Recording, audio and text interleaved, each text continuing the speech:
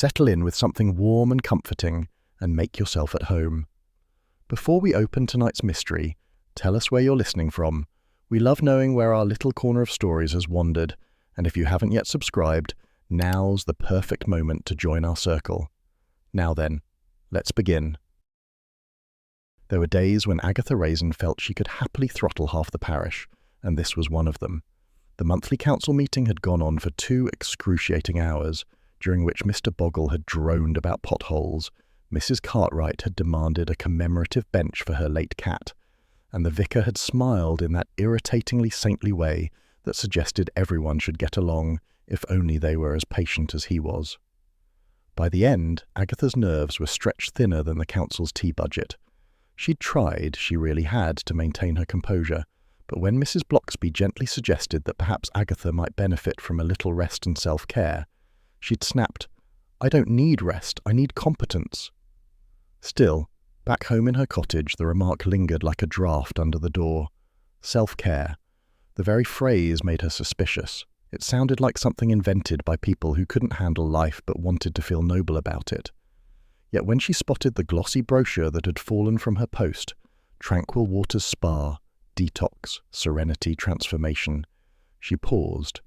The brochure shimmered with the smug promise of soft lighting and perfect skin. Women in white robes reclined like goddesses on loungers, not a wrinkle or frown in sight. "Transformation," she murmured, running a finger along the photo of an infinity pool. A weekend wouldn't hurt. She could emerge rejuvenated, slimmed, serene, possibly even unrecognizable. Charles Frayth would be astonished. The following morning, over coffee at the Red Lion, she tested the idea on him. "A spa?" Charles lifted an eyebrow. "Aggie, my dear, spas are full of lettuce and women pretending to like lettuce. You'll be miserable." "I will not," she said stiffly. "It's supposed to detoxify one's system. I might even lose half a stone." "Only if they lock you in the sauna for a week," he murmured. She glared. "You'll see. I'm going to book it. You'll eat your words, and not my lettuce." Which was how, 3 days later, Agatha found herself bumping along a winding Cotswold lane in her little car, the wipers squeaking against a fine autumn drizzle. The spa emerged from the mist like a modernist apparition, pale stone, glass doors, the faint hum of fountains.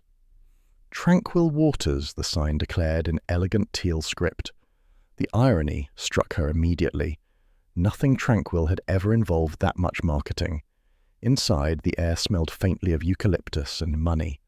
A young woman in uniform, sleek ponytail, blinding smile, handed Agatha a clipboard. "Welcome to Tranquil Waters, Mrs. Raisin. Please fill in your wellness profile. Any allergies?" "Yes," Agatha said, "to forms." The receptionist hesitated, unsure whether to laugh. The lounge was an aquarium of calm, pale sofas, herbal teas, and a background track of wind chimes. Around her, women in immaculate dressing gowns murmured about toxins and energy flow. Agatha eyed them with distrust. Most looked too pleased with themselves. Then her gaze landed on a tall, honey-blonde woman across the room, wearing silk rather than toweling and exuding effortless glamour. Serena Phelps, she later learned, the sort of woman who made Agatha instinctively check her lipstick. A man in a white coat appeared, Dr. Trent, the spa's medical advisor, according to his badge, smooth, tanned, and far too confident. "Mrs. Raisin," he said warmly, "we'll have you feeling reborn. Our philosophy is holistic alignment." "I'm perfectly aligned," said Agatha, clutching her handbag. "Just frazzled." He smiled indulgently. "Stress is a toxin. We'll flush it out." Agatha doubted that, but nodded, allowing herself to be shown to her suite, which contained beige walls, beige towels, and a jug of cucumber water that smelled faintly of disappointment. Her afternoon schedule included something called mindful detox cuisine. The meal turned out to be a salad resembling something Fritz would feed rabbits. Agatha poked at it with hostility. "If this is detox, I'd rather stay intoxicated," she muttered. Charles appeared halfway through, claiming to have been in the area. He looked insufferably amused as Serena Phelps waved at him from the next table. "Small world," he said. "Too small," Agatha snapped. Serena's laugh rang out like the tinkling of glass, the kind of laugh that said she was used to admiration. Agatha's mood soured entirely. After dinner, she endured a guided meditation, that involved lying in a dark room while an instructor murmured about inner peace. Agatha's inner peace lasted 3 minutes before her back started aching and someone's phone buzzed. She left early, muttering that she'd find more serenity with a gin and tonic. Back in her room, she stared at the ceiling. The rain had thickened into a steady patter, and the faint scent of lavender made her sneeze. She was already regretting the entire escapade. Still, pride forbade admitting it, especially to Charles. She tried to read, but the words blurred. Somewhere down the corridor, pipes groaned and footsteps echoed. The spa was quiet otherwise, unnaturally so, the hush of a place trying too hard to be peaceful. She was half asleep when it came, a sharp, human sound slicing through the walls. A scream, sudden and unmistakable. Agatha sat bolt upright. For a moment she held her breath, listening. Silence. Only the rain and the distant hum of the ventilation system. Then, faintly, a door slammed. Her first impulse was to march down the corridor and demand an explanation. Her second, slightly wiser, was to wait until morning and confront management. She pulled the duvet tighter and tried to persuade herself she'd imagined it. But the sound had been real. Morning brought sunlight filtered through mist and the clatter of breakfast trays. Agatha dressed briskly and descended to the dining hall. Everyone looked irritatingly cheerful, stretching, sipping smoothies, comparing detox headaches. She cornered the receptionist. "Someone screamed last night. You must have heard it." The girl blinked. "Oh, that must have been the sound therapy session. Some guests find emotional release quite vocal." "That was no therapy," Agatha said sharply. "It was panic." "Of course," the girl said soothingly, as if humouring a difficult aunt. "But everyone is perfectly fine." Across the room, Serena Phelps was laughing again, apparently unscathed by any nocturnal distress. Dr. Trent hovered nearby, too smooth as ever. And Charles, already at the breakfast bar, looked entirely at home, pouring himself coffee. "Slept well?" he asked, smirking. "Like a guard dog," she retorted. "Someone screamed in the night." He shrugged. "Probably someone looked at the bill." Agatha glared, but a faint unease rippled beneath her annoyance. The calm veneer of tranquil waters seemed a little too polished now, a little too rehearsed. She told herself she was being melodramatic, but as she stirred her tea, she caught Serena's eyes glancing quickly towards Dr. Trent, and something passed between them. Tension, annoyance, fear, perhaps. Agatha frowned. For a place devoted to peace, there was a surprising amount of strain in the air.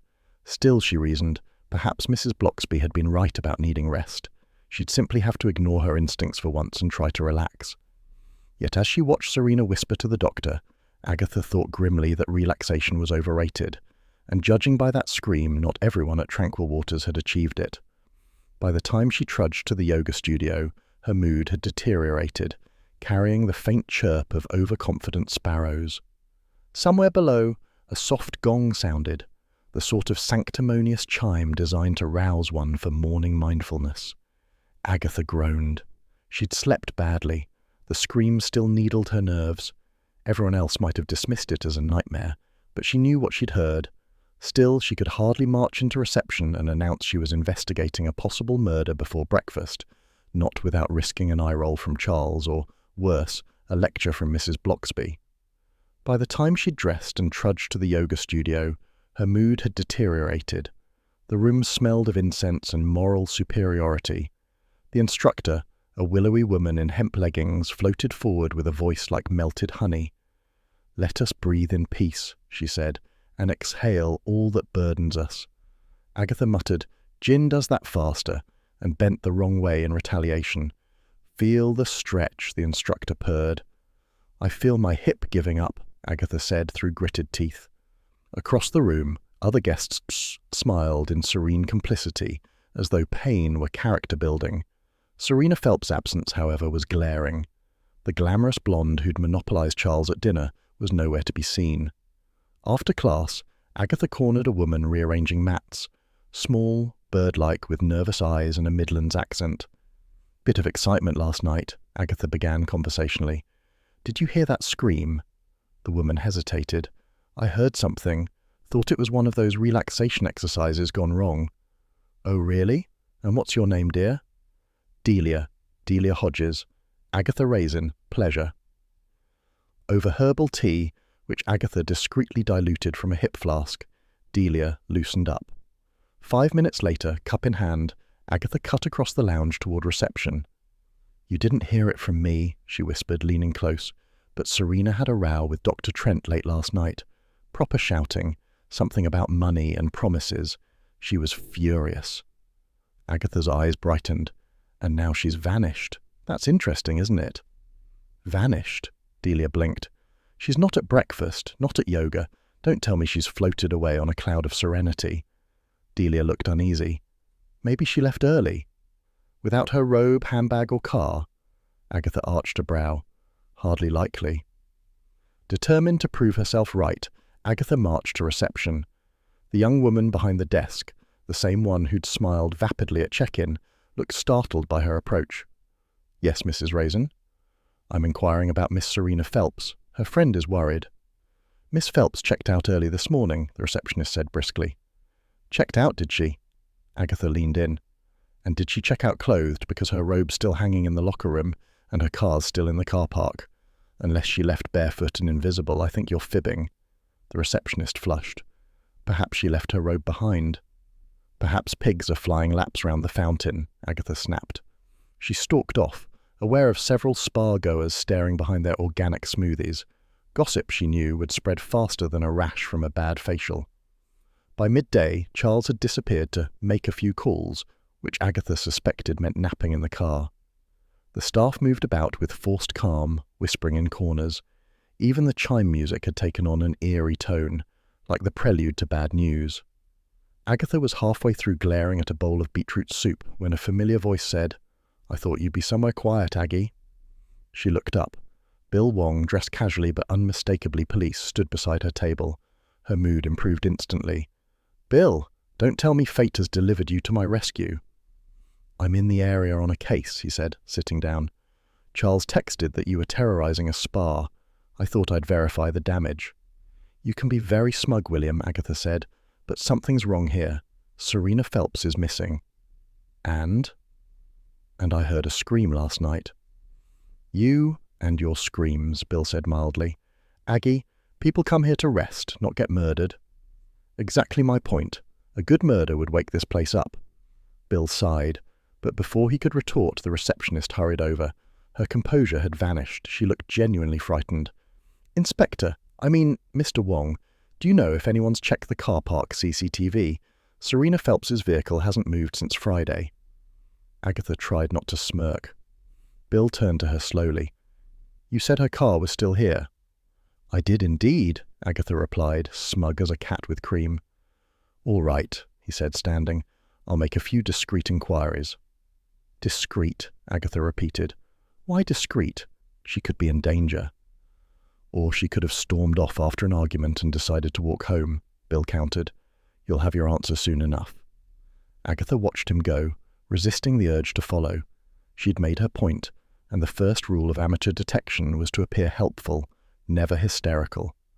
By late afternoon, rain had returned, tapping against the glass walls like gossiping fingers.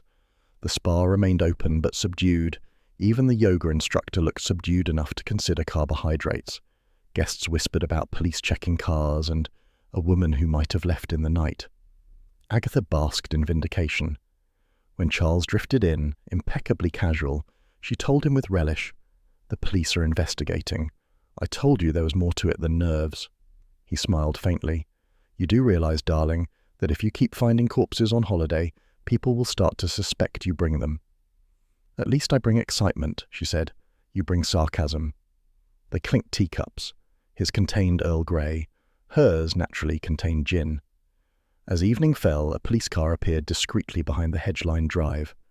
Agatha stood by her window, feeling a thrill of anticipation. She was right again. Gloriously, unequivocally right. Later, Bill returned to inform her that the spa would be cooperating fully. His tone was dry but resigned. "You've stirred things up, Aggie. Happy?" "Ecstatic," she said, "though I wouldn't mind dinner that didn't taste like compost." He laughed softly. "You're impossible. And yet you came. Because wherever you go, trouble follows." She lifted her chin.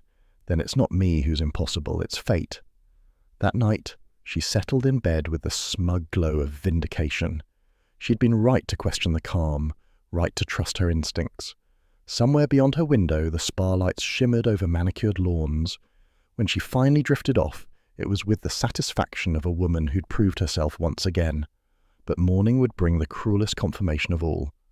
For when the staff gathered at dawn to prepare the thermal suite, they found Serena Phelps floating face down in the tranquil pool, serene at last. Rain lashed against the glass roof of the spa's atrium, blurring the manicured gardens into watery abstraction.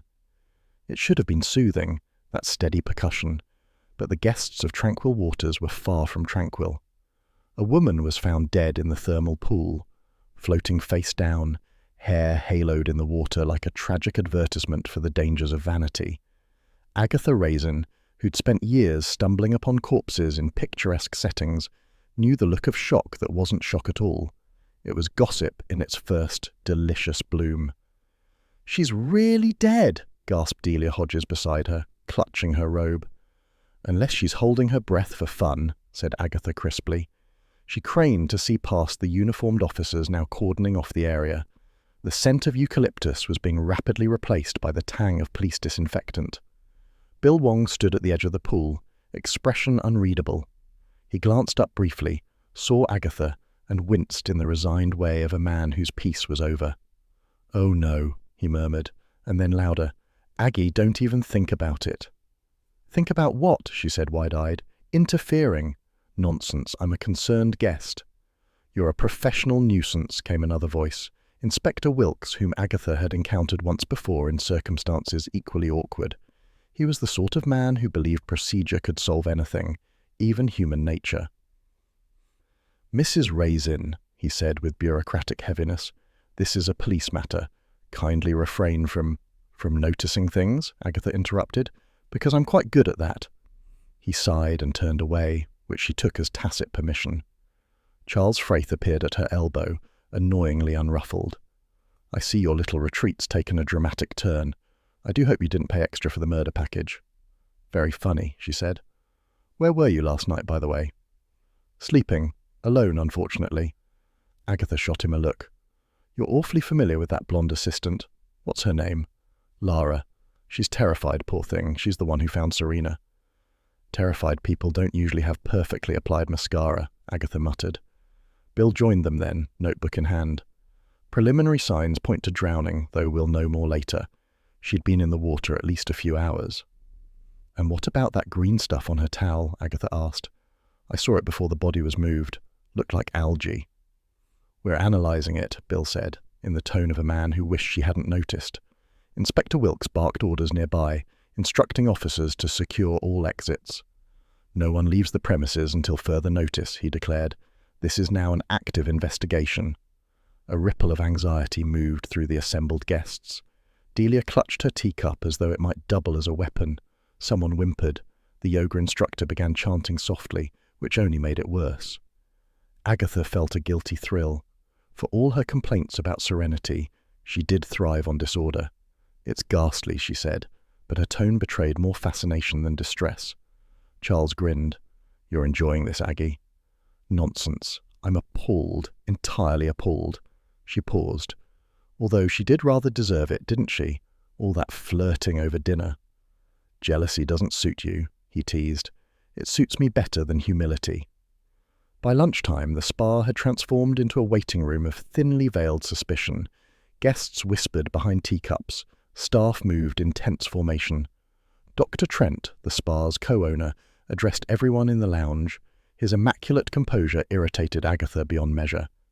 "Please remain calm," he said in his honeyed baritone. "This is, of course, a terrible accident." "Accident?" Agatha demanded. "How do you accidentally drown in a pool surrounded by cameras and staff?" "Mrs. Raisin," he said, managing to look both sympathetic and condescending, "stress distorts perception. I assure you there's no cause for alarm." "Except for the corpse," she snapped. Charles tugged her sleeve. "Aggie, perhaps let the man bury himself before you do it for him." But Agatha was watching Dr. Trent carefully. His eyes flickered when a constable whispered something in his ear. Not grief, not guilt, but irritation. The expression of a man whose schedule had been interrupted. Later, as the police began taking statements, Agatha drifted to the reception desk, where the staff files were conveniently left unattended. She leafed casually through a ledger, ignoring the scandalized gasp of the receptionist. "Mrs. Raisin, you can't. Confidentiality is so overrated," she said. "What's this? Investors' account irregularities?" Oh dear. And Serena Phelps's name right there. She wasn't just a guest, was she? She owned a piece of this place. The receptionist's eyes widened. "I'm not at liberty." "Of course you're not," said Agatha, tucking the knowledge away like a sweet she intended to savour later. By mid-afternoon, the drizzle had thickened into steady rain, and tension hung thicker still. Delia appeared beside Agatha again, voice trembling. "I overheard something. One of the staff, Marina, the assistant manager, she said she knew too much." "Knew what?" "I don't know. When she saw me listening, she changed the subject to herbal tea." "Herbal tea," said Agatha, "always the refuge of the guilty." Charles, who'd reappeared carrying 2 scones, offered her one. "You can't accuse everyone on an empty stomach. Eat." She took it grudgingly, though the jam was insufficient and the cream runny.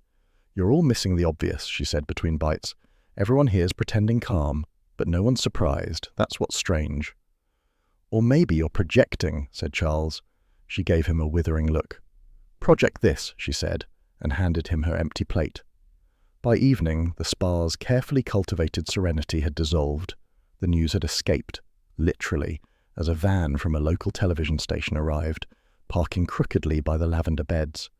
Reporters in waterproof jackets swarmed the drive. Dr. Trent was livid, shouting about reputation and discretion. Guests hid behind newspapers. Agatha, on the other hand, was radiant. "Mrs. Raisin," called a young reporter, shoving a microphone towards her. "You were staying here when it happened?" "I was indeed," said Agatha, straightening. "A concerned guest, naturally. Such a tragedy. I only hope the police act swiftly before anyone else relaxes permanently." "Excellent soundbite," murmured Charles. "Hush," she said. "I'm working." When the camera light blinked off, Bill appeared behind her, exasperated. "Aggie, for once could you stay out of the spotlight?" "If I did that, who would keep you lot on your toes?" he groaned. "You'll be the death of me." "Not if I solve this one first," she said cheerfully. As night drew in, the spa's corridors returned to a strained quiet. Rain drummed against the glass. Somewhere a clock ticked too loudly. Agatha locked her door, changed into her dressing gown, and poured a small gin from her contraband stash. She should have felt tired, but her mind buzzed. The green residue on the towel, the ledger entries, the odd lack of grief, puzzle pieces glimmering in the mist.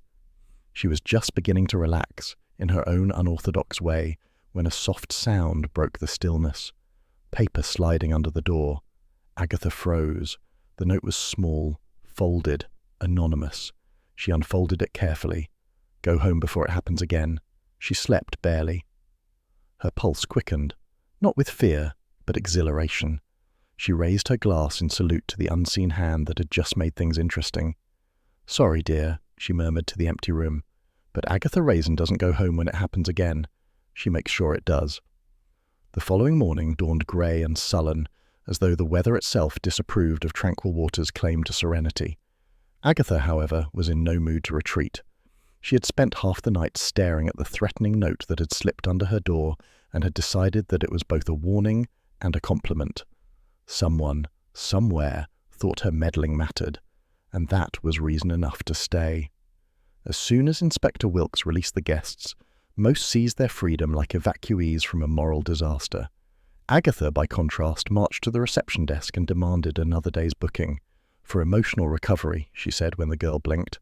"But after what's happened—" "I find spas soothing," said Agatha firmly, though her tone implied quite the opposite.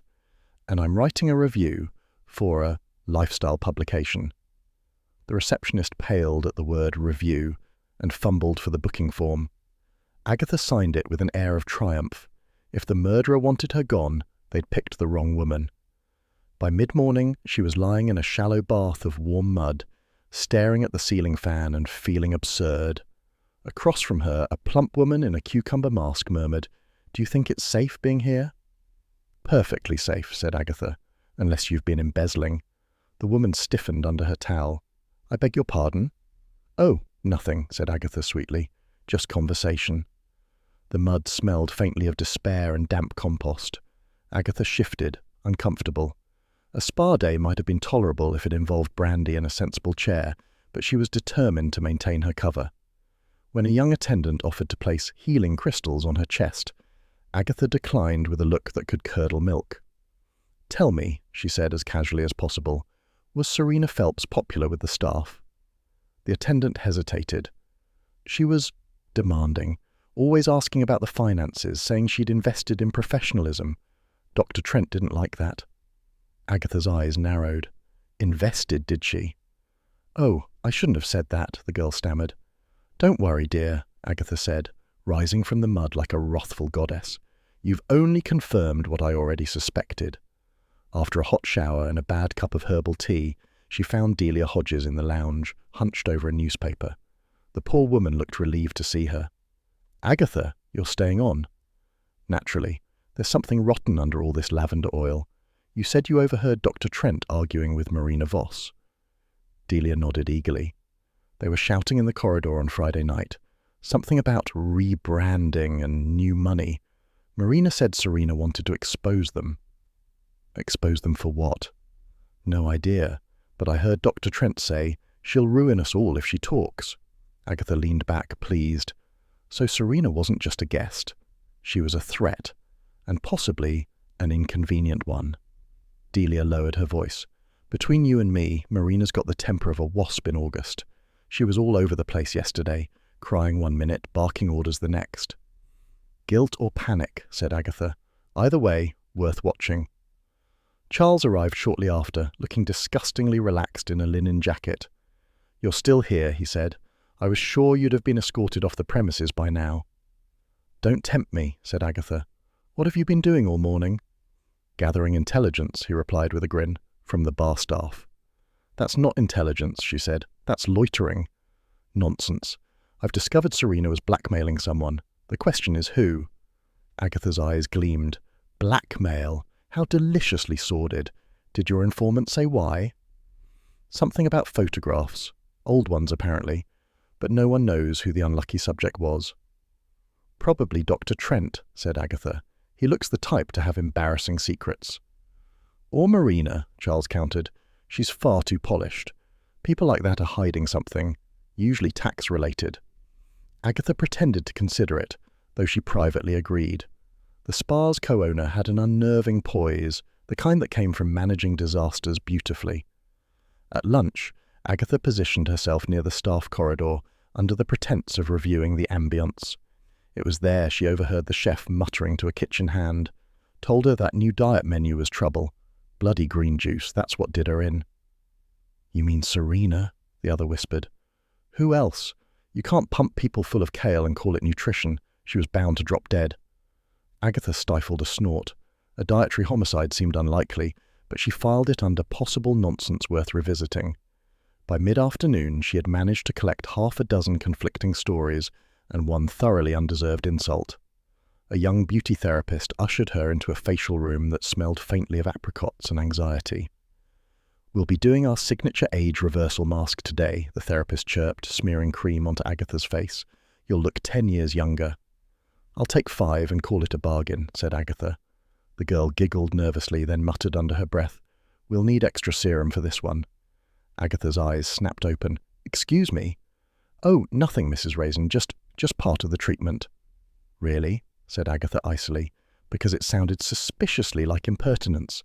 The girl blushed scarlet and fled, leaving Agatha to stew, literally under a steaming towel. When she emerged, flushed and furious, she resolved on revenge of the mild but satisfying kind. Nobody implied Agatha Raisin was old without consequences. Her opportunity arrived during a lull between treatments. The staff lounge door had been left ajar and voices drifted out. "If she talks, we're finished," said a man's voice, Dr. Trent's unmistakably. "We can manage the narrative," replied Marina coolly. "Accidents happen. People forget." Agatha tiptoed closer, holding her breath. "You don't understand," Trent hissed.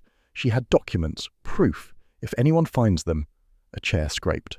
Agatha ducked out of sight, heart thudding. Footsteps approached, and she darted into the laundry alcove, pretending to examine towels. The two passed by, oblivious, their low conversation fading into the corridor.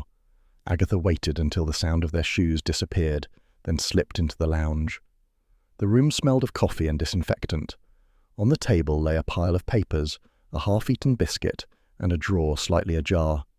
Inside it she found what she hadn't dared hope for, a crumpled sheet of stationery headed Tranquil Waters' executive office.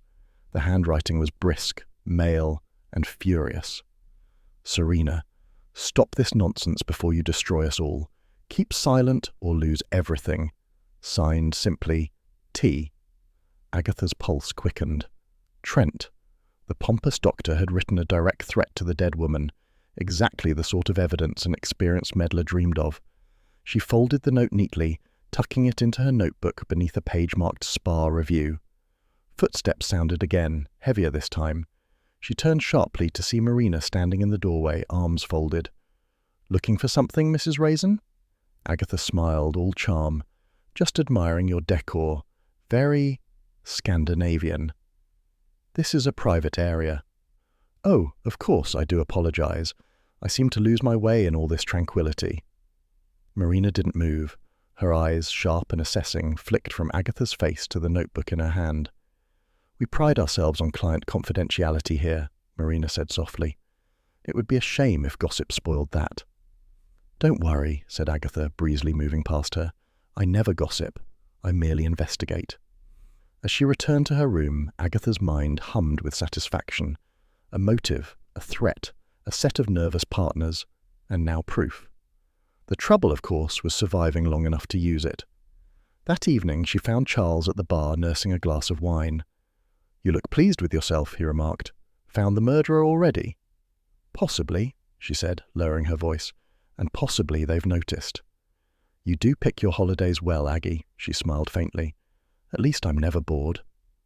Outside, the rain had stopped, but the sky still hung heavy and bruised. Agatha stood by the window, watching the mist curl over the manicured lawns. The tranquil spa, with its candles and whispers, suddenly felt less like a retreat and more like a stage, and she was standing centre, waiting for the next act. Rain fell again, fine and persistent, as if the heavens had decided that Tranquil Waters didn't deserve sunlight until it started behaving.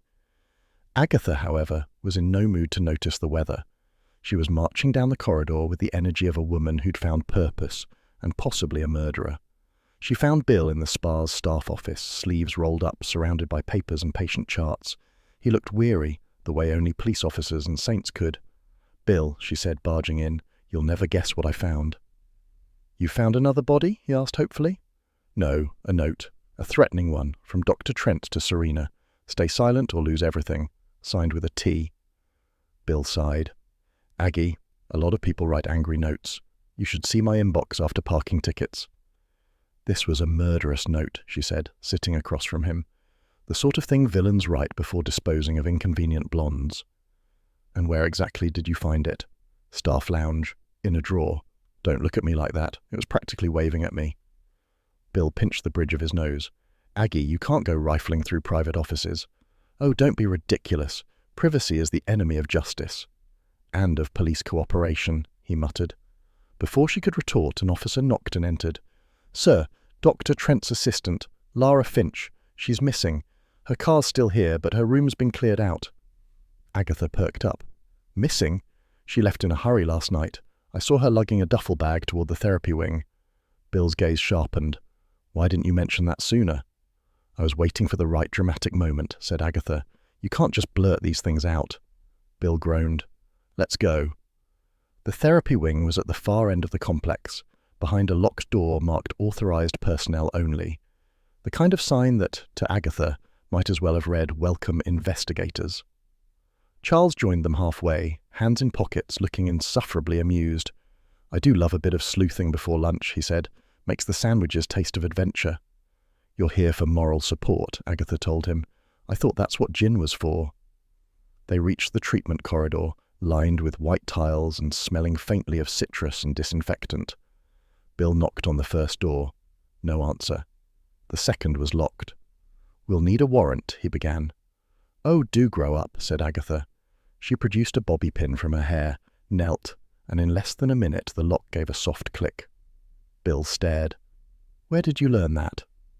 "Divorce court," she said briskly, pushing the door open. The treatment room was dimly lit, dominated by a large hydrotherapy tank that gurgled ominously. Shelves lined the walls, stocked with glass bottles labelled in looping script: seaweed essence, detox blend, rejuvenation tonic. A faint herbal odour lingered, sweet but chemical. Charles peered at a bottle. "You could clean engine parts with this stuff." "Don't touch anything," Bill warned. Agatha naturally touched everything. "Look at this," she said, holding up a small vial. The liquid shimmered a strange shade of green, the same colour as the residue on Serena's towel. Bill took it from her carefully. "We'll have this tested." They moved on to the adjoining office, tidier, clearly Dr. Trent's domain. Behind a sleek desk sat a locked safe. "Now that," said Agatha, "is exactly what we need." Bill folded his arms. "Don't even think about it." "You're no fun." Charles tilted his head. "Allow me." From his pocket he withdrew a small tool set that looked far too professional. "You carry lockpicks?" Agatha asked. "Inherited them from an uncle with flexible morals," he replied. Within minutes the safe clicked open. Inside were folders, envelopes, and a brown notebook with the initials SP embossed on the cover: Serena Phelps. Agatha's heart gave a small leap. She flipped through it quickly. Pages of figures, angry annotations, and a torn section where several sheets had been ripped out. "What's this?" Charles asked, pointing to a scribbled note in Serena's hand. "Trent's secret formula. Illegal compounds." Agatha's eyes gleamed. "Formula? Perhaps our doctor was mixing more than face cream." Before Bill could reply, the door burst open. Dr. Trent stood there, fury tightening his face. "What in God's name are you doing?" Bill straightened, notebook in hand. "Official investigation." "And you, Mrs. Raisin?" Trent's voice was all acid politeness. "Consumer advocacy," Agatha said quickly, "ensuring that your client's rights are respected." "By breaking into my office. Your receptionist refused to give me an appointment." For a brief moment, the man's composure cracked. A flicker of panic crossed his eyes before he smoothed it away. "I have nothing to hide," he said stiffly, "but I must insist you leave immediately." Agatha studied him, noting the faint tremor in his hand as he gestured toward the door. "Of course," she said sweetly. "We'd hate to disturb your formulas." His gaze sharpened. "What did you say?"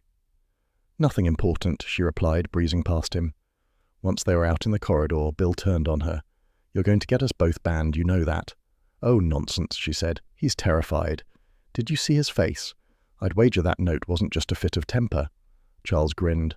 "I haven't seen you this alive since your last diet plan failed." "At least this one involves progress," she shot back. They regrouped in the lounge, where a silence heavier than the rain had settled. Guests whispered in corners. Marina Voss sat alone, eyes red-rimmed, while staff moved like ghosts. An officer approached Bill with a sealed envelope. He opened it, scanned the contents, and exhaled sharply. "The lab results," he said. "Serena Phelps didn't drown. There were traces of digitalis in her bloodstream, foxglove extract. It's used for heart conditions, but lethal in the wrong dose." Agatha tapped her chin. "So not drowning, just encouraged relaxation to death." "Precisely." "And where does one even get digitalis?" Charles asked. "From a prescription," Bill replied, "or from someone clever enough to know where it grows. The spa gardens, for instance." Agatha's eyes widened. "You think one of the staff brewed it into her detox drinks?" "Could be, or someone wanted it to look that way." The afternoon dragged on in uneasy limbo. The guests hovered between panic and curiosity. Dr. Trent kept to his office, Marina claimed illness, and the yoga instructor, whose calm had begun to look suspicious, led a tense meditation class no one attended. By evening, Agatha felt the exhaustion of too many unanswered questions. She and Charles lingered by the bar. "You realize," she said, swirling her drink, "that we've now got a murderer who uses herbs. Somewhere, Miss Marple is rolling her eyes." Charles smiled faintly. "You do love competing with fictional women." "She had better scripts," Agatha muttered. Before he could reply, Bill appeared again, face grim, coat damp. "It's happened again," he said quietly. Agatha set down her glass. What's happened? Lara Finch. We found her in the sauna. Dead. For a moment, the words hung there, unreal. The spa's gentle hum of background music continued, a cruel contrast. How? She asked finally. Looks like suicide. Door locked from the inside, but you don't believe it. Bill met her eyes. I've stopped believing in coincidences. Agatha's mind raced. Lara, the assistant, the one who knew where everything was, the one with the duffel bag. Had she known too much or tried to run? Charles placed a hand on her shoulder. Aggie, he said softly, don't say it. Say what? That you were right. Of course I was right, she said, though her voice lacked triumph. She looked toward the glass doors where the mist pressed close, obscuring the world beyond the spa. Somewhere in that gentle fog, death had found its second victim. And Agatha Raisin, determined as ever, knew she wouldn't be going home until she dragged it into the light. Fog had settled over tranquil waters like a nosy relative, impossible to ignore and determined to see everything. It clung to the lawns, softened the edges of the glass buildings, and turned the spa's promise of clarity into something oddly secretive. Agatha, however, looked invigorated. She thrived in environments where others wilted. The guests, trapped by police orders and morbid curiosity, gathered in the dining hall like reluctant survivors. Conversation was hushed, but every teacup clinked with speculation. Agatha arrived briskly, dressed in her best cardigan and a look that dared anyone to exclude her. "Morning, Mrs. Raisin," said the waitress with forced cheer. "Is it?" Agatha said. "We've lost 2 guests and the porridge is grey. I'd say it's more of a cautionary tale." She took a seat among the jittery diners and surveyed the room. People spoke in bursts, names, theories, half-baked conclusions, the raw material of gossip. Agatha considered herself a professional in that field, the counsellor's wife. A woman who always looked faintly disapproving of oxygen leaned closer. "Terrible business, isn't it? But between us, that Serena woman wasn't very nice. She tried to sue the spa last year, something about a cellulite treatment that left her, well, dimpled." Agatha perked up. "Sue them? Over dimples?" "She claimed emotional trauma. I say if you start a war with your thighs, you've already lost." Agatha smothered a laugh. "Did Dr. Trent settle it?" "Quietly, I heard, but Marina never forgave her. Said Serena had cost them a fortune in hush money." Another guest, the yoga instructor's assistant, piped up from the next table. "And didn't she have a row on the phone last week? I heard her shouting about R or Ray, someone she threatened to expose." Agatha's pencil paused mid-note. "R, you say? Interesting. Was this before or after her argument with Dr. Trent?" "Before, I think. She sounded furious. Said, 'I'll ruin you both.'" "Both?" Agatha repeated softly, mind ticking. How inconveniently plural. Her breakfast had gone cold, but her appetite for information was warm. She thanked the woman and jotted a mental list. Lawsuits, blackmail, mysterious R. Her satisfaction was short-lived. A loud voice, half London charm and half disaster, sliced through the murmurs. "Darling, you look sensationally undetoxed." Agatha froze. Only one man in England could make darling sound like both affection and warning. Roy Silver swept through the room in a cloud of designer cologne and misplaced confidence, wearing sunglasses despite the fog. "Roy," she hissed as he descended upon her table. "What are you doing here?" "Public relations, sweetheart," he announced, loud enough for the entire dining room to hear. "The press adores you. Local sleuth saves spa from scandal. I've come to ensure your brand is protected." "My brand doesn't need protection," she snapped. "It needs silence."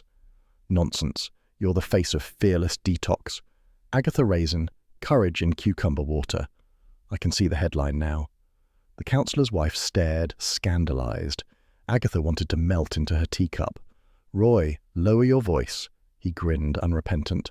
"Darling, your fans expect drama. I'll handle the interviews." "You'll handle my foot if you don't stop," she muttered. Roy slid into the chair opposite her, completely at ease. "So tell me everything. Who's the villain? Who's the vixen? And when do we pose for photos?" "Roy, this is a murder investigation, not a Fashion Week after-party." "Same thing, really," he said airily. "Deadlines and high stakes." Before Agatha could throttle him, Bill Wong appeared, looking as if he'd spent the night refereeing cats. "Oh, good," he said dryly. "Reinforcements." "Detective Wong," Roy beamed. "We meet again. Don't worry. I'm just assisting as press liaison." "He's not," Agatha interjected. "He's leaving immediately." "Actually," Bill said, eyeing her, "he might be useful. People talk to men with perfect hair." Roy preened. "Finally someone understands me." Agatha scowled. "Fine, but if he starts live streaming, I'll personally shove him in the sauna." Bill motioned them into a quieter corner. "Right, let's make sense of this. Serena met Dr. Trent privately in the thermal suite that night. Lara Finch prepared the drinks. Both had access to the medical stores, but a guest swears she saw Serena leaving alive." "Alive?" Agatha frowned. "Could the witness be mistaken?" "Possibly, but she was certain. Said Serena was wearing a robe and heading toward the treatment wing." "And we know Lara vanished shortly after," Agatha said. "Which makes me wonder if she met Serena again later." Roy leaned in conspiratorially. "Or maybe Dr. Trent saw her. Perhaps he wanted a last-minute consultation. How to remove a deadly ingredient from your reputation." Bill groaned. "Roy, you're not helping." "On the contrary," said Agatha. "He's proving the murders improved my social circle." They worked through the timeline, piecing fragments like mismatched tiles. The fog outside thickened, muffling the world until even the glass walls seemed to breathe. "You realize," Bill said quietly, "this place runs on gossip and green juice. Everyone lies, but nobody can stop talking." "Which is exactly why we'll solve it," said Agatha. As if summoned, Charles appeared, looking maddeningly relaxed. "Morning all. Heard the breakfast's improved, and the gossip?" "Abundant," said Agatha. "Would you like to contribute or just hover and look handsome?" "I do my best," he said, helping himself to a muffin. "So, who's guilty today?" "Possibly everyone," she replied. Roy tilted his head. "He's rather good looking for a suspect." "He's not a suspect," said Agatha sharply. Charles grinned. "I appreciate the defense, though if I were, I'd certainly flirt my way out of it." Bill cleared his throat pointedly. "Shall we focus?" By lunchtime, the tension had ripened into something taut and absurd. Guests whispered in corridors. Staff moved with that brittle efficiency peculiar to the guilty or the underpaid. Agatha prowled through it all, fishing for truths among the lies. In the conservatory, she found Marina Voss speaking quietly on her mobile. Agatha stopped, half hidden by a potted fern. "No, it wasn't supposed to kill her," Marina said, voice low but urgent. "Just frighten her. You know what she was threatening." Agatha's stomach tightened. She stepped closer, but a waiter clattered behind her, and Marina ended the call abruptly. "Eavesdropping, Mrs. Raisin?" she said smoothly, slipping the phone into her pocket. "Merely stretching my legs," said Agatha, smiling. "It's hard to stay calm with all these murders about." "Yes," Marina said. "Some people find it very stressful." Their eyes met. Polite smiles, hard edges. Agatha returned to the lounge, her pulse quick but steady. Roy was lounging on a chaise, scrolling through his phone. "Darling, the tabloids are begging for your comment." "Tell them I'm unavailable, preferably forever," she snapped. "Already done. I said you were in private reflection." It sounded spiritual. Agatha sighed, but there was affection in it. Roy was insufferable, but at least he made chaos seem manageable. She found Bill later by the glass doors, watching the mist roll in. "You look thoughtful," she said. "I was just thinking how odd it is," he said. "2 deaths in a place built on peace. Maybe peace is overrated." Agatha joined him at the window. The fog pressed close, thick as secrecy. Somewhere out there, truth was skulking, waiting for her to spot it. "Peace," she said softly, "is for people with smaller imaginations." Bill gave a faint smile. "Just be careful, Aggie. You're rattling too many nerves." "I always do," she said. "It's my charm." When he left, she lingered by the window, replaying Marina's words. Not supposed to kill her, just frighten her. That single sentence reordered everything. She thought of Serena's threats, the lawsuits, the secret R. Someone had tried to silence a blackmailer, and now silence was spreading like the fog itself.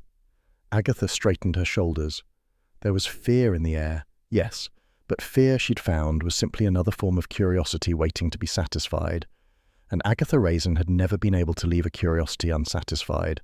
Rain had turned to drizzle by morning, a softer, more English sort of despair, and tranquil waters looked almost innocent under it. But Agatha Raisin had long since learned that beauty and deceit made comfortable bedfellows.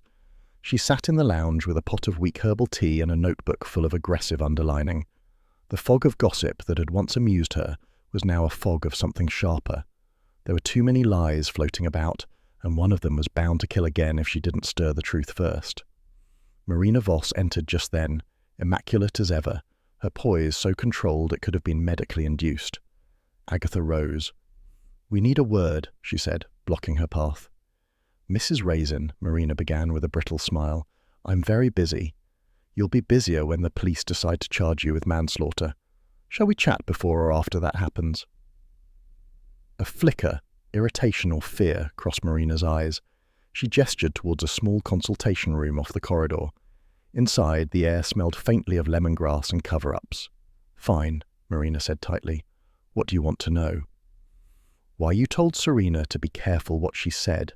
Marina froze. "You were eavesdropping." "You were whispering," Agatha replied.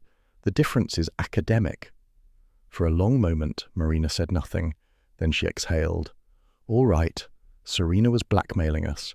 She discovered that our signature supplements were being watered down with cheaper ingredients. We were saving costs, that's all.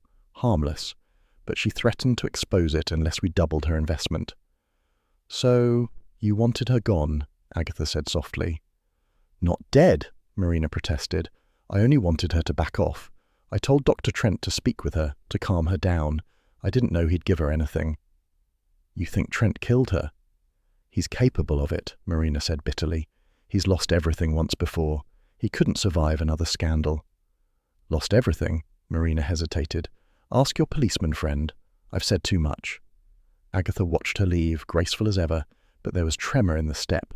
Guilt, fear, or simply exhaustion. Any of them could fit. Moments later, Bill found Agatha in the corridor, looking pleased with himself in a tired sort of way. "You were right about Trent," he said. "He lost his medical license in London 10 years ago, prescribing amphetamines to clients. The spa was his redemption project, funded by private investors like Serena." Agatha arched an eyebrow. "And now one of them's dead. Charming symmetry." "It gets worse," Bill added. "Digitalis, the poison we found in Serena's system, was locked in the spa's medical cabinet. Only staff had access. That means Trent, Marina, or someone with a key." Agatha's mind ticked. "Or someone clever enough to borrow one." Bill gave her a long look. "Aggie, promise me you won't go charging off on your own." "Of course not," she said innocently. 10 minutes later, she was marching toward the treatment rooms with Charles at her heels. "You know," he said, "you could try subtlety just once. It's terribly fashionable in detectives these days." "Subtlety is overrated," Agatha replied. "I'm after Tom Vickers, the new masseur. He knows more about drugs than a pharmacist. Did you hear him talking about metabolism and cardiac toxicity yesterday?" "No," Charles said. "I was too busy enjoying my massage." "Well, some of us were busy solving murders." They found Tom in the hydrotherapy suite, rearranging towels with nervous precision. He jumped when Agatha called his name. "Oh, Mrs. Raisin, I was just—" "Lying, probably," she said, striding in. "We've had a bit of news. The digitalis that killed Serena came from the locked cabinet. You wouldn't happen to know how someone got hold of it, would you?" His eyes darted toward the door. "I wouldn't know about that." "Wouldn't or shouldn't? You've no right to accuse me." "You're right," said Agatha calmly. "I should call the police instead. They can accuse you properly." Tom's hand twitched. He looked trapped, then bolted. "Oh, for heaven's sake," Agatha snapped, hiking up her skirt and charging after him. Charles sighed. "Every holiday turns into a chase scene," he muttered, following. Tom sprinted down the service corridor, skidding past crates of towels. Agatha wasn't far behind, surprisingly nimble when motivated by fury and curiosity. At the junction, Charles stepped neatly into his path, flicked out a towel, and tripped him with the elegance of a man who'd once fenced at Oxford. Tom hit the floor with a grunt. Agatha arrived, breathless but triumphant. "Well done," she said to Charles. "Remind me to add athletic interference to your CV." "All in a day's work," he said, smiling. Tom sat up, glaring. "You've no idea what you're meddling with." "Oh, I think I have," said Agatha. "You supplied the digitalis." He hesitated, then looked away. "I didn't mean to hurt anyone. I was just told to add a small amount to her detox drink. Said it would make her sick. frighten her off. I never thought, he swallowed. It was enough to stop her heart. Who told you? I can't say. Can't or won't. You don't understand, Tom said desperately. They'd ruin me. Agatha crouched in front of him. Someone's already dead. Another's in the morgue. You're being used. Help us stop them before there's a third. He shook his head, trembling. I won't name them, but they called her the parasite. Said she was bleeding them dry. Who said that? Tom clamped his mouth shut. I've told you enough. Bill arrived then, breathless, having been alerted by a passing staff member that Mrs. Raisin was chasing someone again. He took one look at Tom and sighed. Aggie, you were supposed to stay out of trouble. Technically, I was chasing it, she said. Bill questioned Tom briefly, but the masseur refused to name names. Eventually, he was escorted away, leaving Agatha and Charles alone in the dim corridor. The parasite, she repeated. That's what Serena was to someone. Financially? Emotionally? Both? Charles leaned against the wall. It fits Marina's story. Serena was blackmailing them, draining the accounts. But she could have been pressuring Trent too. He's a desperate man. Bad history, bad habits. Agatha frowned. Still, he doesn't strike me as stupid enough to poison her himself.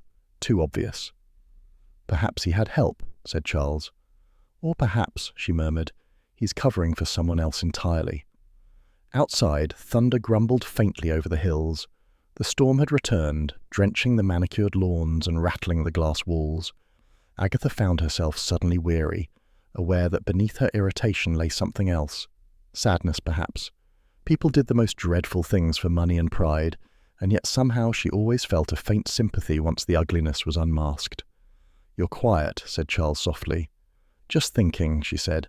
I wanted a weekend of pampering, not autopsies. You'd have been bored stiff, he said. Possibly, she admitted. They stepped out into the main hall.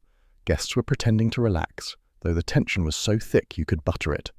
The once soothing scent of lavender now smelled faintly of disinfectant and nerves. Roy Silver appeared, drenched and dramatic, clutching a newspaper. Darlings, your front-page news again. Not now, Roy, said Agatha, but the headline's fabulous. Cotswolds sleuth strikes again at death's bar. You're practically a franchise. Agatha glared.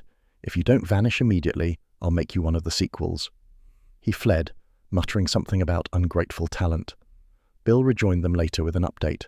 Trent's being questioned. He denies everything, claims Serena was fine when he left her, and Marina insists she never knew about the digitalis.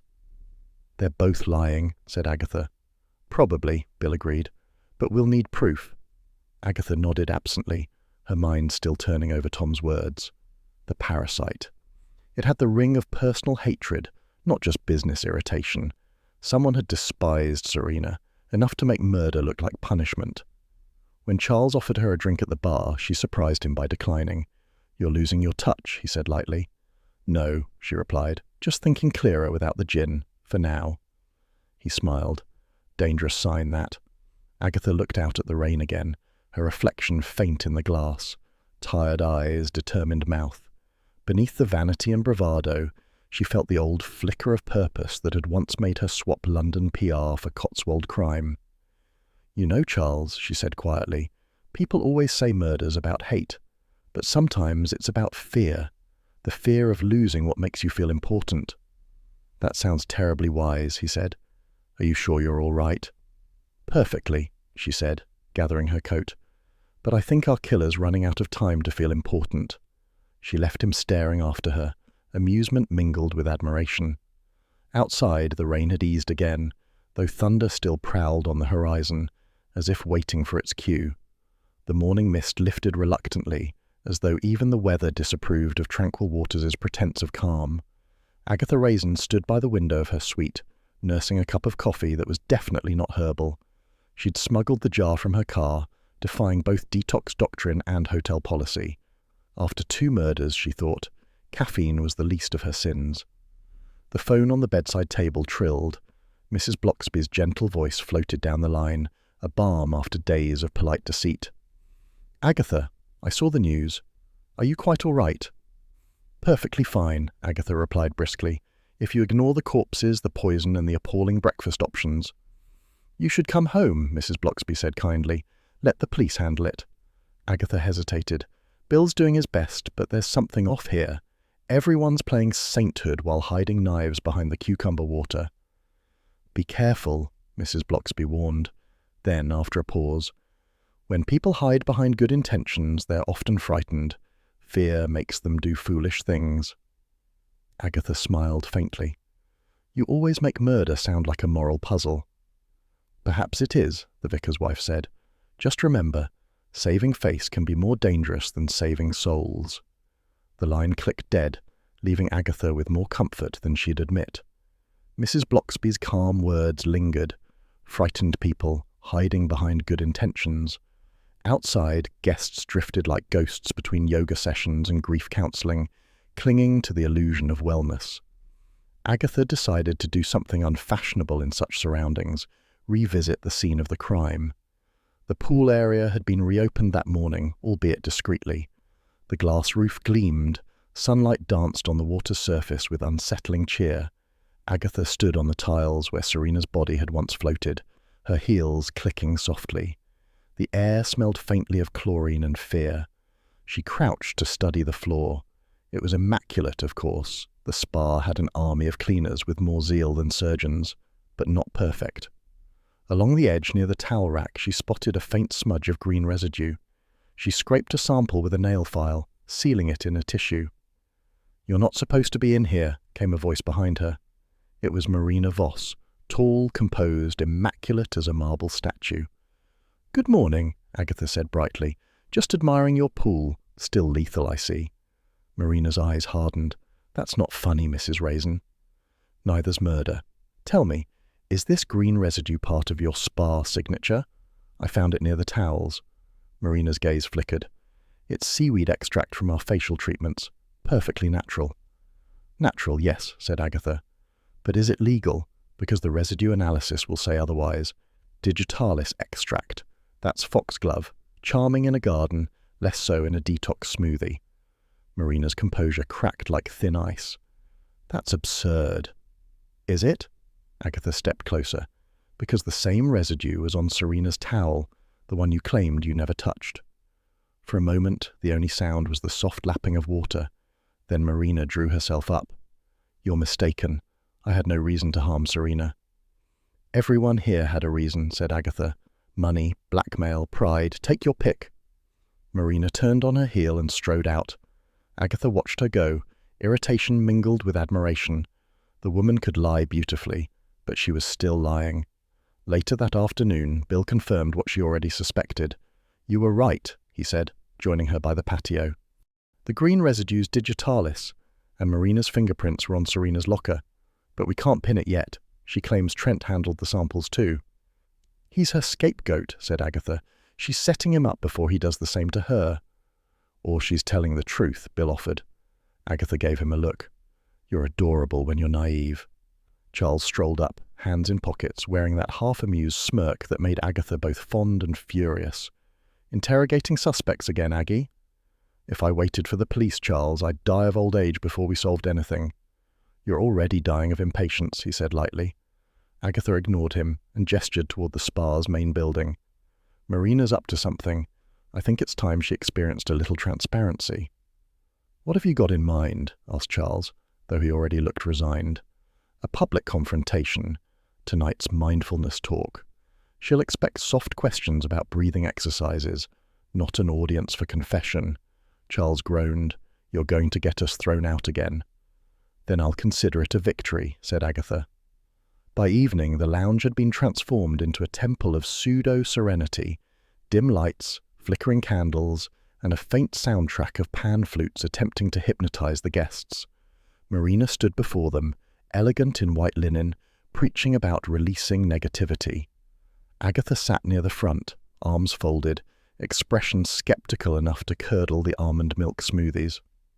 When Marina invited sharing from the heart, Agatha rose. "Yes, Mrs. Raisin," said Marina, her smile tightening. "I have a small question about toxins," Agatha began, voice deceptively mild. "You say the spa helps purge them, yet it seems one of your products contains digitalis, a toxin all its own. How terribly ironic." Gasps fluttered through the crowd. Bill, hovering at the back, looked alarmed. Charles winced. "That's nonsense," Marina said sharply. "You're spreading rumours." "Oh, I do that professionally," Agatha replied. "But the lab doesn't. They found digitalis on Serena's towel, and on the tiles by your facial station." Marina's composure wavered. "You're twisting things. Dr. Trent, he's behind all of it. He insisted on handling the formulas, on everything." "You mean the same Dr. Trent who lost his license?" Agatha asked sweetly. "Convenient scapegoat, that." Marina's face blanched. "He forced me to help him. I only wanted to protect the spa's reputation." "And now it's as dead as Serena," Agatha said quietly. Marina swayed. For a moment, Agatha thought she might bolt, but instead the woman gave a strangled cry and collapsed in a graceful heap at Agatha's feet. "Good heavens," muttered Charles. "She's making fainting fashionable again." Bill hurried forward. "She's fine," he said after a moment. "Shock or performance, hard to tell which." Agatha crossed her arms. "Performance. She's far too proud to faint for real." As Marina was carried out, the guests erupted into whispers. Agatha felt no triumph, only the familiar pang of disappointment. Something about the scene rang false. Marina was guilty, yes, but not of everything. Her fear had been real, her desperation almost palpable. Later, in the bar, Bill laid out the latest discovery. "We've checked the visitor's log from the night of Serena's death. It records Trent, Marina, Serena, and one more name." "Whose?" "Mine," Bill said grimly. "Only it isn't my handwriting." Agatha sat back. "Forged?" "Apparently so. Someone used my name to enter the clinic wing that night." Charles whistled softly. "Clever. No one questions a copper's presence." "Which means," Agatha said slowly, "our killer had access, authority, and confidence. Someone calm enough to think ahead." "Marina?" Bill asked. "Too nervous, and she'd never forge an inspector's signature. She'd crumble under the pressure." "Then who?" Agatha tapped her nails against the glass of tonic water. "Someone who wanted to protect the spa at all costs.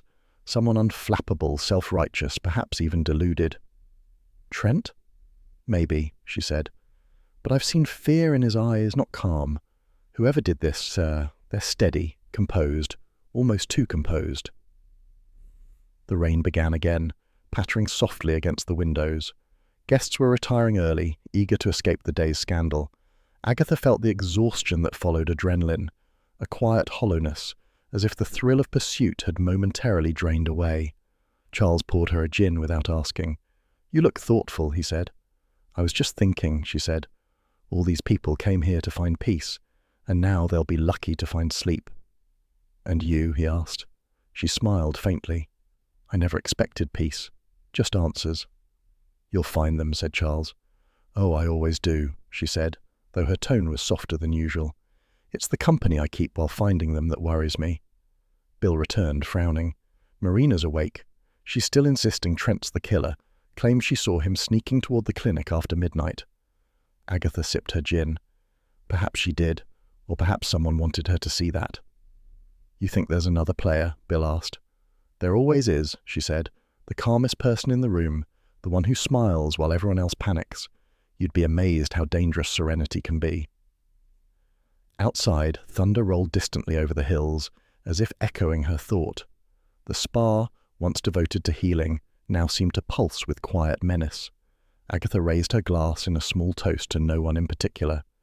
"To wellness," she said dryly. "A fatal illusion, if ever there was one." The Cotswold morning arrived with a deceptive serenity. Soft drizzle, the kind that moisturized one's despair, and a faint gleam of pale sun on the glassy roofs of tranquil waters. Agatha Raisin, however, was not deceived. She knew peace in this place was as synthetic as its smoothies. She sat in the lounge with a notebook and a cup of what claimed to be chamomile tea, but tasted like penance. Bill Wong sat opposite her, looking equally grim, while Charles lounged nearby, pretending to read the paper. "You really think Trent forged my name?" Bill asked, frowning. "Who else?" said Agatha. "He's desperate, dishonest, and fond of paperwork." "He's also left-handed," Bill replied. "The forgery slants to the right. Your theory's charming, but wrong." Agatha scowled. "I don't like your tone, Bill. You sound smug." "I sound correct," he said mildly. Charles lowered his newspaper. "I do enjoy these domestic spats of yours. It's like listening to a married couple, if one of you carried handcuffs and the other was permanently offended." "Oh, do shut up," said Agatha, though there was no real venom in it. Her mind was elsewhere, specifically on Delia Hodges. Delia had been quiet since Marina's collapse at the mindfulness talk. Too quiet. She'd offered sympathy, tea, and no opinions, a combination Agatha found deeply suspicious. "You know," Agatha said slowly, "Delia's handwriting leans right. I saw it when she filled in the breakfast order form." "Aggie," said Bill, "if you're accusing every right-handed woman here, we'll be here until retirement." But she was already rising, a spark in her eyes. "No, Bill, not every woman. Just one with too much empathy and too little alibi." Charles sighed theatrically and folded his paper. "Well, if we must have drama before lunch, I'll fetch my coat." The solarium was nearly empty when Agatha entered later that afternoon. The sky had turned pewter, rain drummed gently on the glass panels overhead. Delia sat alone among the potted palms, writing in a notebook, an image of tranquil guilt. "Delia," Agatha said, approaching with deceptive cheer. "Lovely afternoon for reflection, isn't it?" Delia jumped slightly. "Oh, Agatha, you startled me." "Sorry. Old habit. Sneaking up on people saves time." Delia smiled nervously. "I was just jotting thoughts. Healing ones." "You've excellent handwriting for healing thoughts," Agatha said. "Slanted, elegant, with a very distinctive loop on your capital W. Just like the one on the visitor's log the night Serena died." The colour drained from Delia's face. "What are you implying?" "I'm implying," said Agatha, folding her arms, "that you were in the clinic wing that night, and you used Bill Wong's name to hide it." Delia's pen trembled. "That's absurd. Why would I?" "Because you were terrified," Agatha said gently. "Serena was threatening to expose everyone's little secrets, including yours." Delia stared at her, lips parted. "I don't know what you're talking about." "Yes, you do," said Agatha. "You worked for her once, as her assistant back in London. She fired you, publicly, humiliated you. You came here for peace, but she followed you, didn't she, as an investor?" Delia's composure cracked. "She ruined my life.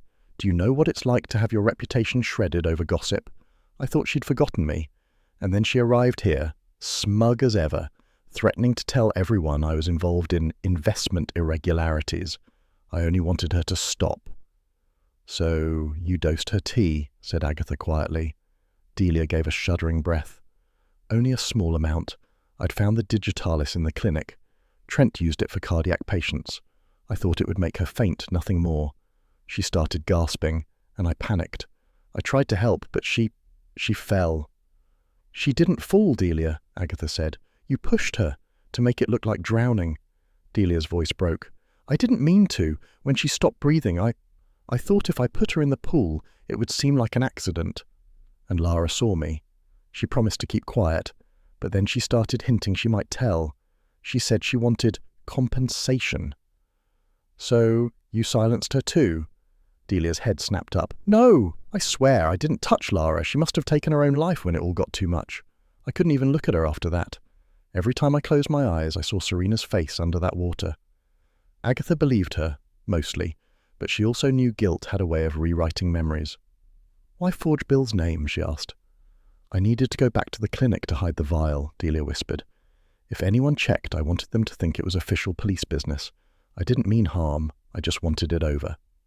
Agatha sighed, the sharpness leaving her tone. "You poor fool! You could have come clean." Delia gave a brittle laugh. "To whom? The police? The papers? Failed assistant murders investor over beauty cream. I'd have been destroyed again." Agatha understood more than she wished. Vanity and pride were close cousins to desperation. "Where's the vial now?" she asked softly. Delia hesitated, then gestured toward her handbag on the nearby table. "There. But please, Agatha, I beg you." "Don't," said Agatha. "Begging makes me uncomfortable.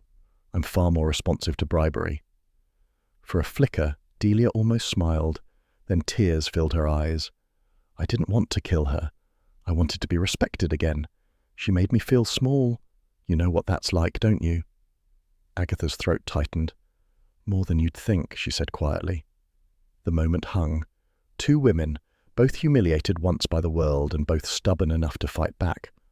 But where Agatha fought with words, Delia had chosen poison. Before Agatha could speak again, a noise at the doorway made them both turn.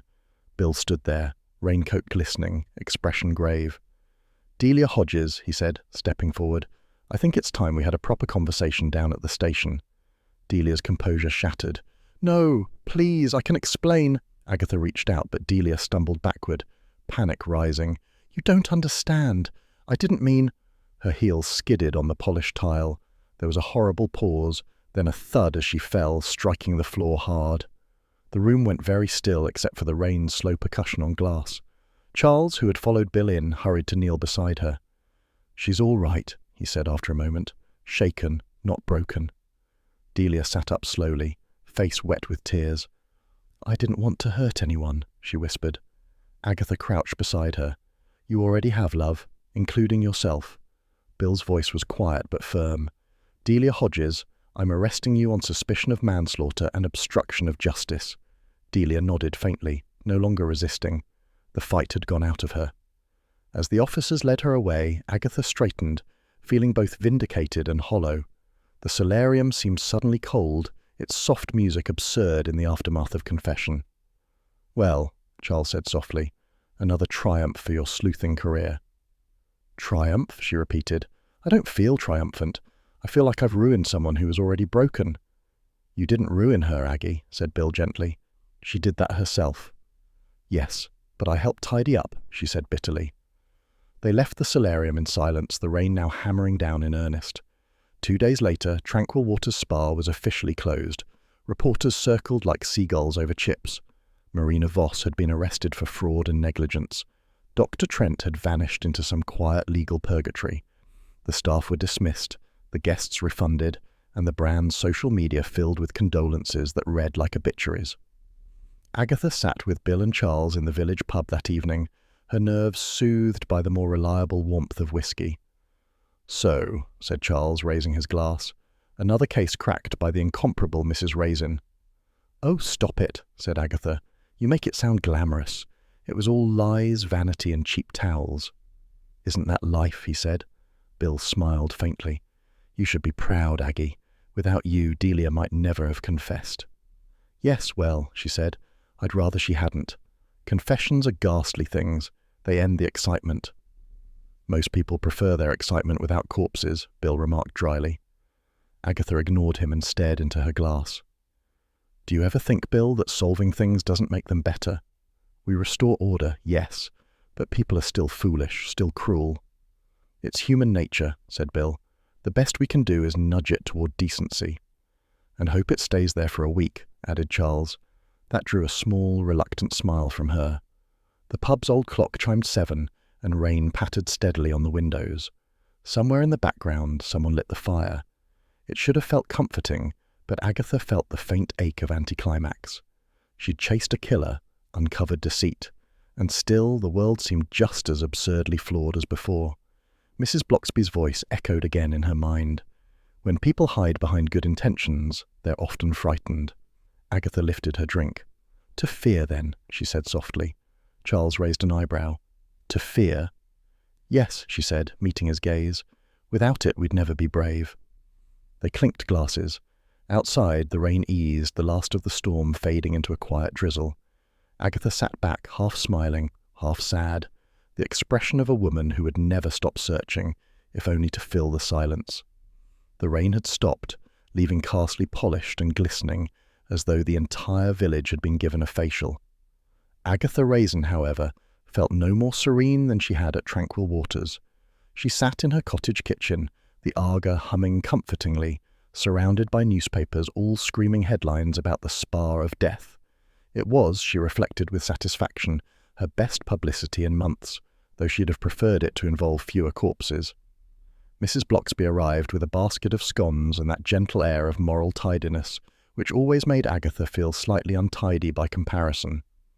"You look well," said Mrs. Bloxby kindly. "Do I?" said Agatha, brightening.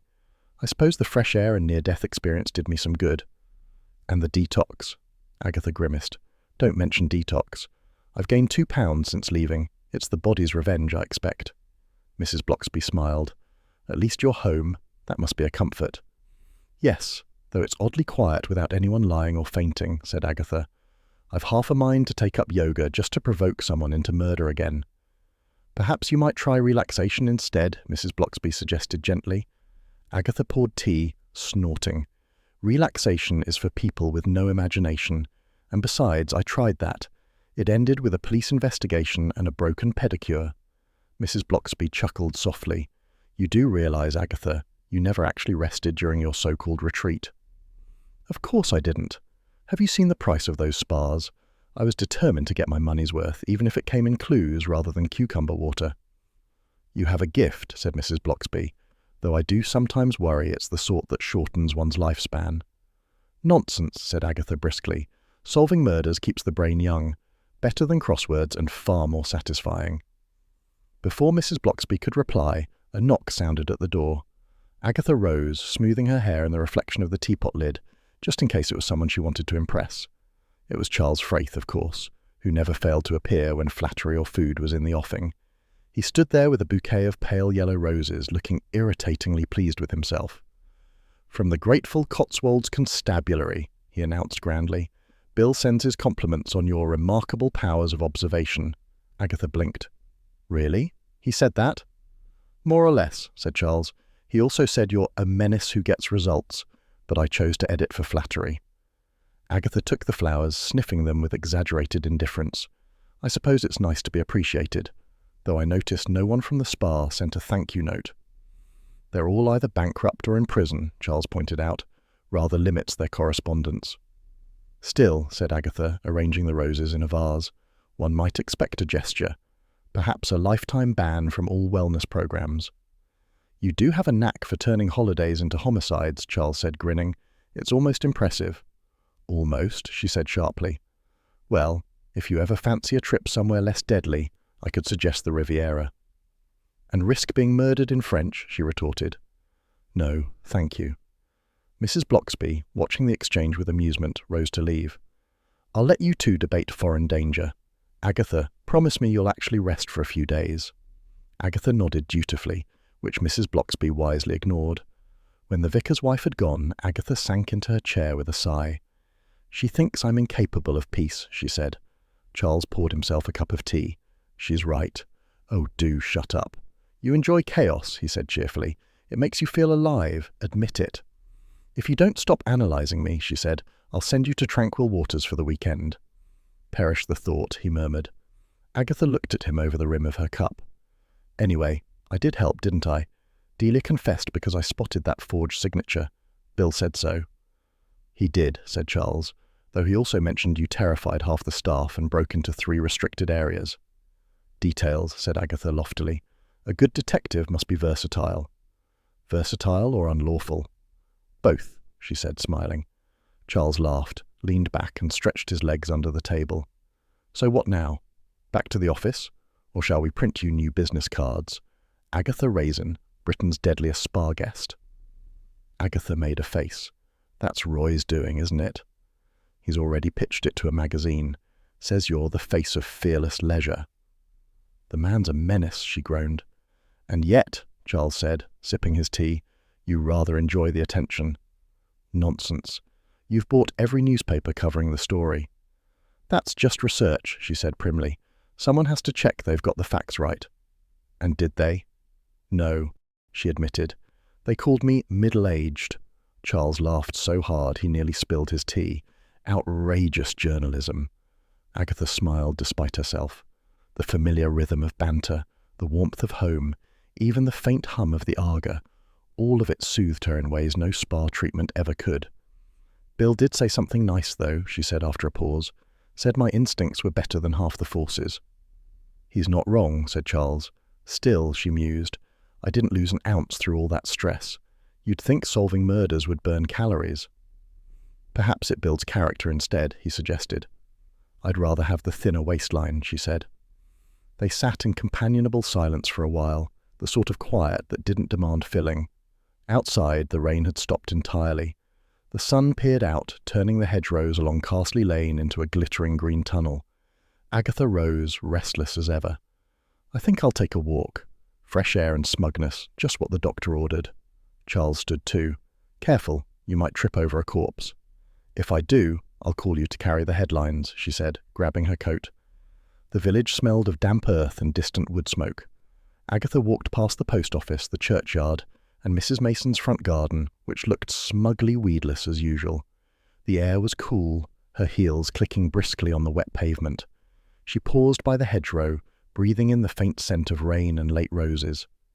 Peace, she thought, might not be such a dreadful thing after all. Yet even as she stood there, she felt the familiar tingle of restlessness, that peculiar curiosity which, for better or worse, refused to retire. Tranquility, she murmured. Overrated. A blackbird darted from the hedge, startling her into laughter. She turned back toward home, her coat swinging. For once the world felt simple. No villains, no interviews, no detox smoothies masquerading as meals.